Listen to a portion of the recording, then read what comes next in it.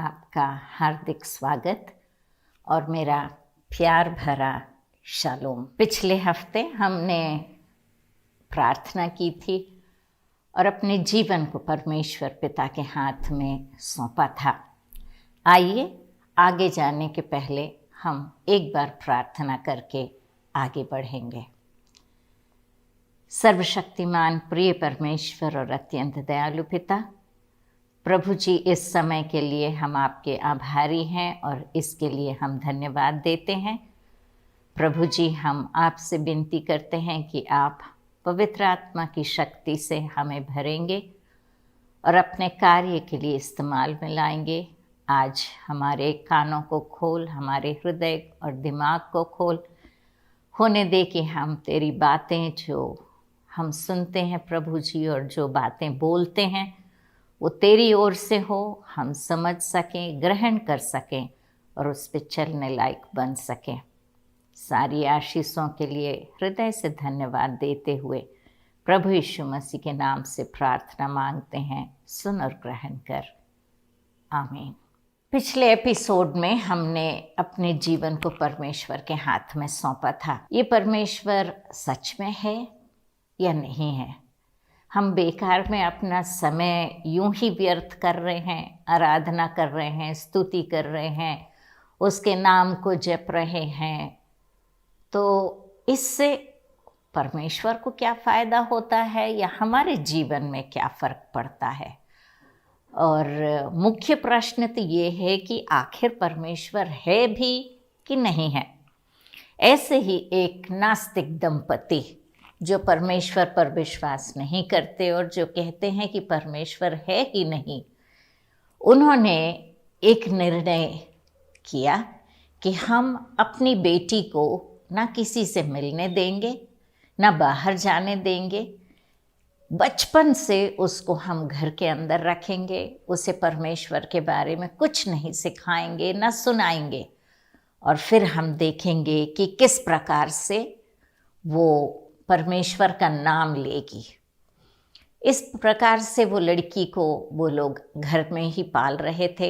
एक सुंदर उन्होंने बगीचा बनाया, घर में ही काफ़ी जानवर लाके उन्होंने पालना शुरू कर दिया ताकि इस लड़की को सब कुछ मिले और बाहर जाने की आवश्यकता ना हो। इस प्रकार से वो लड़की बढ़ रही थी। परमेश्वर के बारे में घर में जिक्र भी नहीं होता था और वो लोग बहुत खुशी से अपना जीवन बिता रहे थे। एक दिन वो लड़की करीब जब 8-9 साल की हुई तो बगीचे में खेल रही थी, और जब उसकी माँ बगीचे में उसे देखने गई कि वो क्या कर रही है, तो वो घुटने टेक कर और दोनों हाथ ऊपर उठाए thank you thank you thank you कह रही थी। उसकी माँ ने आके उसे हिलाया, झंझोड़ कर खड़ा कर दिया और कहा, ये तुम क्या कर रही हो? किसको थैंक यू कह रही हो? तब वो लड़की कहने लगी, माँ, कितने सुंदर फूल हैं, कितने सुंदर फल हैं, कितने सुंदर पेड़ हैं, और इन जानवरों को देखो कितने अद्भुत हैं। ये तितलियाँ कितनी प्यारी हैं, ये चिड़ियाँ मेरा मन मोह लेती हैं। मैं इन सब के बनाने वाले को थैंक यू कह रही हूँ। मित्रों, परमेश्वर है।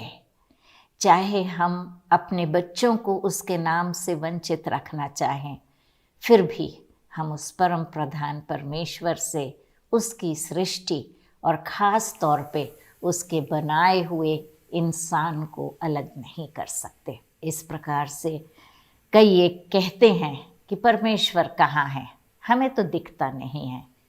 परमेश्वर का वचन कहता है कि परमेश्वर आत्मा है, और आत्मा हमें दिखती नहीं है, लेकिन हर जगह वो उपस्थित रहती है। वो हवा के समान है। हवा हमें दिखती नहीं है, लेकिन हर जगह हवा रहती है। हवा के बिना हम जी नहीं सकते, हमको हवा की आवश्यकता होती है। आजकल हम कोरोना के समय में देख रहे हैं कैसे ऑक्सीजन के सिलेंडर्स और वेंटिलेटर्स मरीज़ों को लगाए जा रहे हैं, और उनकी मौत किस लिए हो रही है? सिर्फ इसलिए कि वो अपने अंदर ऑक्सीजन को नहीं ले पा रहे हैं, सांस नहीं ले पा रहे हैं। और जब इंसान की सांस रुकती है तो उसके शरीर का अंत हो जाता है। तो परमेश्वर उपस्थित है। परम प्रधान परमेश्वर हमारे बीच में हमेशा रहता है।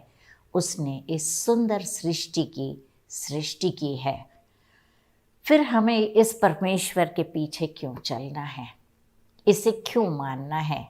इसकी बातों पर हमें क्यों ध्यान देना है? ये प्रश्न हमारे मन में उठते हैं। क्या इससे परमेश्वर का महत्व और बढ़ जाता है या हमें इससे कोई फायदा होता है? इस परमेश्वर ने हमें क्यों बनाया?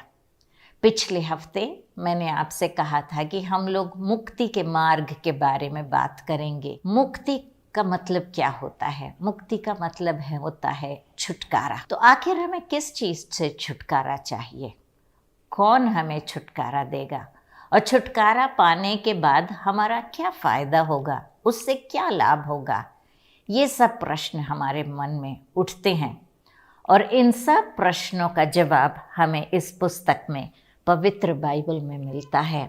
और इस धर्म पुस्तक को मैं आपको पढ़ के सुनाऊंगी कि इस धर्म पुस्तक में सृष्टि के बारे में, परमेश्वर के बारे में, मुक्ति के बारे में क्या क्या लिखा है। हम इस किताब में से देखें, क्योंकि मेरी और आपकी बुद्धि सीमित है, लेकिन परमेश्वर का वचन ऐसा होता है जो हमें शुरू में क्या हुआ था और अंत में क्या होगा, इन सब का ज्ञान देता है। और परमेश्वर जो है वो परमेश्वर की कोई शुरुआत नहीं है और ना ही उसका कोई अंत है। उसे समय सीमित नहीं रख सकता। परमेश्वर हमेशा से था, वो है और हमेशा रहेगा। इंसान आता है, चला जाता है। दुनिया की चीज़ें हम आज देखते हैं, कल नहीं रहती, लेकिन परमेश्वर सदा से सदा तक एक सा और हमेशा रहता है। और ये हमें ये पुस्तक बताती है। जैसे इसकी पहली पुस्तक का नाम है उत्पत्ति और उसके पहले अध्याय और पहले वचन में हम पढ़ते हैं, आदि में परमेश्वर। आदि में, इसके पहले कि कोई समय का हम एक सीमा लगाएं, उसके पहले से भी परमेश्वर सदा से रहा है। और आदि में परमेश्वर ने आकाश और पृथ्वी की सृष्टि की।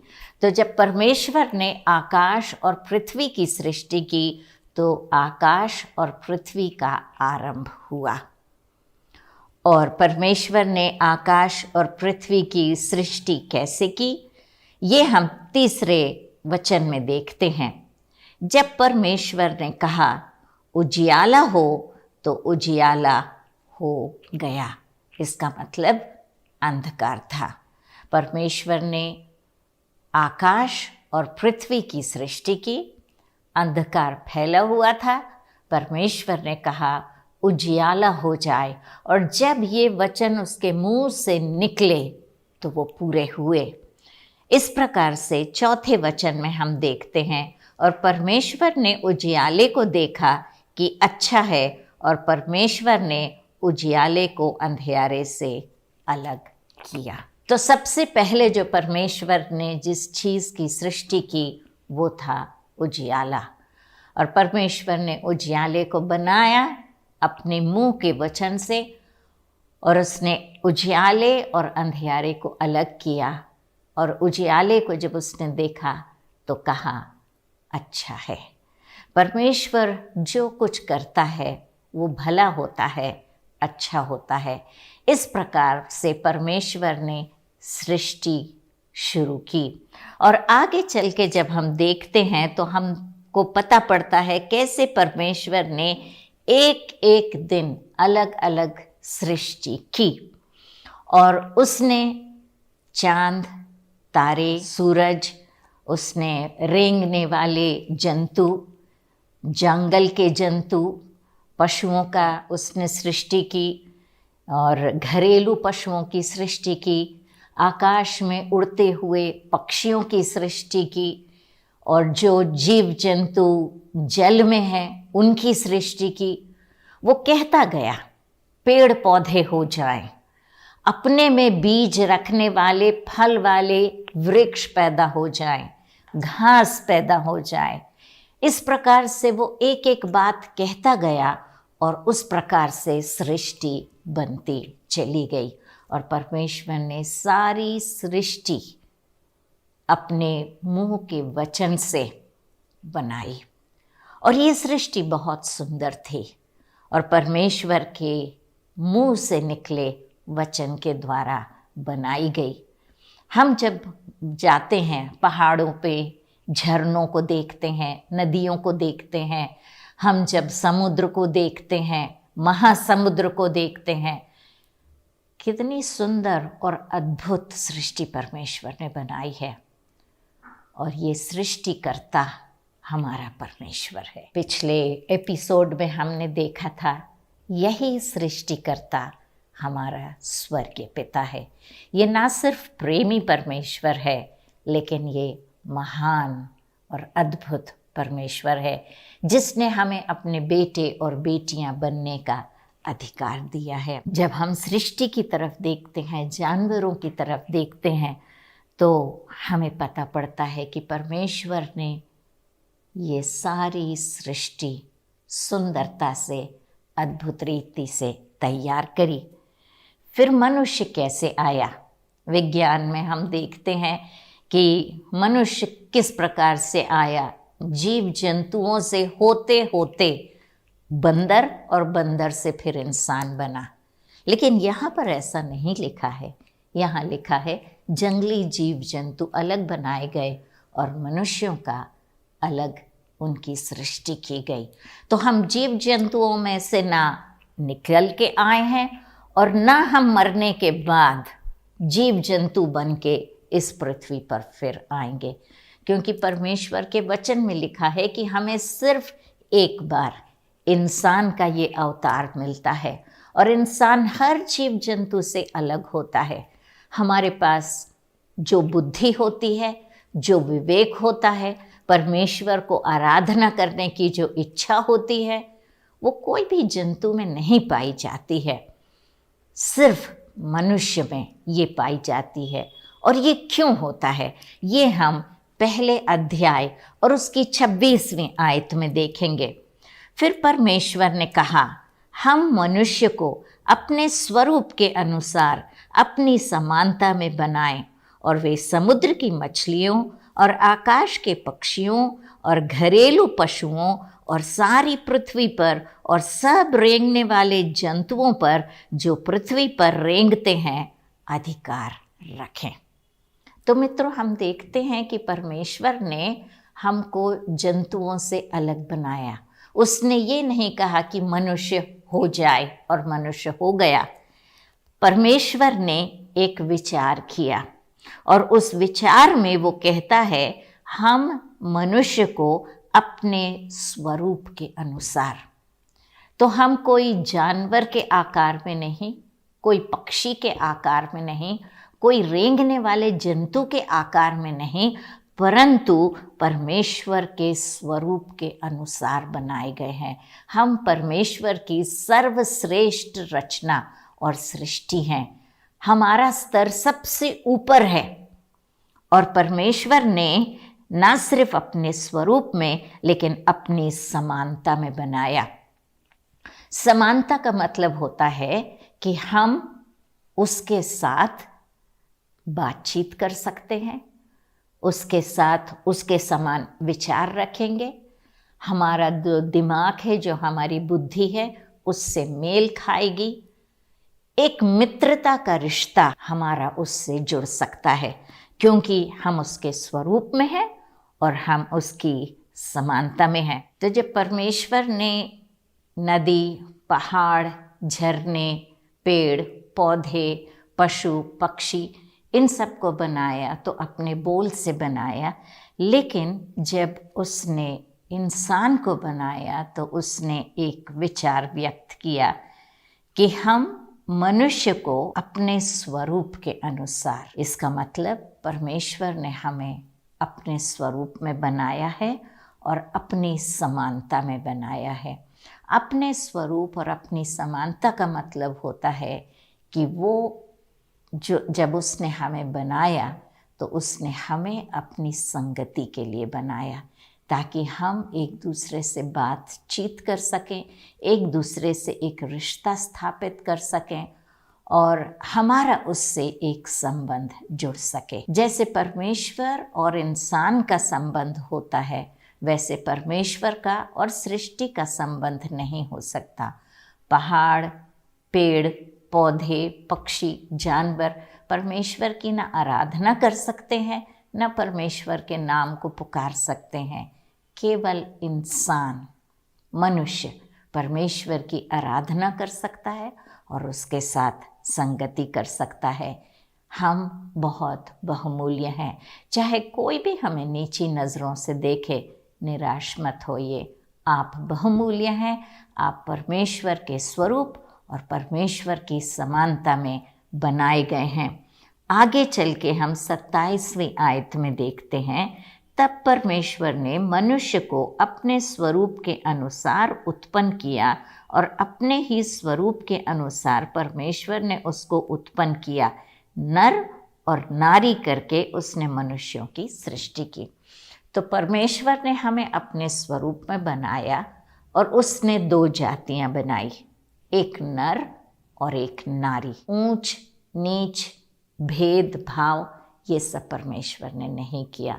सिर्फ 2 जाति बनाई, एक नर और एक नारी। और परमेश्वर ने उनको आशीष दी और उनसे कहा, फूलो फलो और पृथ्वी में भर जाओ। तो परमेश्वर ने ना सिर्फ इंसान की सृष्टि की, ना सिर्फ उसने 2 जातियां बनाई, नर और नारी, लेकिन परमेश्वर ने एक अधिकार इंसान को दिया और आशीष भी दी। उसने कहा, फूलो फलो और पृथ्वी में भर जाओ। तो परमेश्वर ने हमें जो आशीष दी, आशीष के साथ उसने कहा, अपने वश में सारी पृथ्वी के जीव जंतुओं, समुद्र की मछलियाँ तथा आकाश की पक्षियों, पृथ्वी पर रेंगने वाले सब जंतुओं पर अधिकार रखो। तो हम हर जंतु, हर पशु पक्षी, हर सृष्टि से हम ऊपर हैं। परमेश्वर ने हमें उनसे श्रेष्ठ बनाया। हम उसकी सर्वश्रेष्ठ सृष्टि हैं। और परमेश्वर ने इंसान को कैसे बनाया? उसने मिट्टी का एक पुतला बनाया और उस मिट्टी के पुतले में उसने अपनी श्वास फूंकी। और जब परमेश्वर ने अपनी सांस उस पुतले में फूंकी, तब वो एक जीवता प्राणी बन गया और परमेश्वर ने उसका नाम आदम रखा। जब परमेश्वर ने आदम को देखा तो उसने देखा कि आदम अकेला है और कोई भी जानवर उससे मेल नहीं खाता। इस पर परमेश्वर ने आदम को एक गहरी नींद में डाल दिया और उसकी एक पसली निकालकर उससे उसने स्त्री की सृष्टि की और नर और नारी, आदम और हवा को उसने बनाया। और हम देखते हैं उन दोनों को उसने आशीष देकर कहा, फूलो फलो और सारी सृष्टि पर अधिकार पालो। और उसने हमें आशीष दी। तो हम श्रापित नहीं, आशीषित मनुष्य हैं, परमेश्वर के स्वरूप में बनाए गए हैं। और जितने पशु पक्षी परमेश्वर ने बनाए, उन सब को परमेश्वर ने इंसान के हवाले कर दिया। और 29वीं आयत में हम पढ़ते हैं, फिर परमेश्वर ने उनसे कहा, सुनो, जितने बीज वाले छोटे छोटे पेड़ सारी पृथ्वी के ऊपर हैं और जितने वृक्षों में बीज वाले फल होते हैं, वे सब मैंने तुमको दिए हैं, वे तुम्हारे भोजन के लिए हैं। तो परमेश्वर ने ना सिर्फ अधिकार दिया, लेकिन उसने हमारे भोजन का भी इंतज़ाम किया। और उन्होंने कहा, जितने फल हैं और जितने पौधे हैं, साग सब्जी, वो सब इंसान को उसने खाने के लिए दी। जैसे आज हम वीगन डाइट कहते हैं, साग सब्जी फल, उस प्रकार से परमेश्वर ने इंसान का सारा इंतज़ाम किया। तो हम देखते हैं कि परमेश्वर ने इंसान को एक बहुत सुंदर अदन का बगीचा बनाया, अदन की बारी भी जैसे कहा जाता है, और वहाँ आदम और हवा को रखा और उस बगीचे की देखभाल उनको करने के लिए आदेश दिया। परमेश्वर ने उनसे कहा कि इस बगीचे में 2 वृक्ष हैं खास। एक वृक्ष है जो जीवन का वृक्ष है, जिसका फल इंसान यदि खा ले तो कभी मरेगा नहीं, और दूसरा है वो जो फल है वो है अच्छे और बुरे का ज्ञान। और परमेश्वर ने इंसान से या आदम से कहा कि जो फल अच्छे और बुरे का ज्ञान देता है उस फल को ना खाना। बस एक ही आज्ञा परमेश्वर ने दी थी, उस फल को ना खाना। जिस दिन तू उस फल को खाएगा उस दिन तू अवश्य मर जाएगा।